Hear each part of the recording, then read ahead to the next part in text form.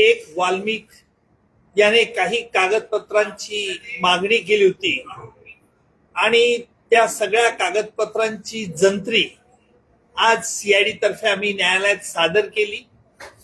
काही दस्तऐवज हे सीलबंद असल्यामुळे न्यायालयाला विनंती केली की त्याच्या प्रती सील उघडल्यानंतर या आरोपींना देण्यात याव्या।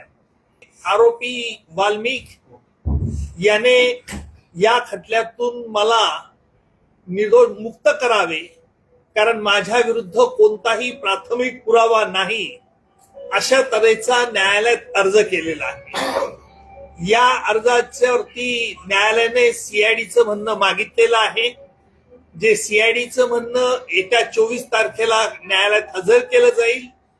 त्यानंतर त्याच्यावरती सुनावणी होईल। अर्थात वाल्मिक तर्फे युक्तिवाद, नंतर सरकारतर्फे आम्ही युक्तिवाद करू।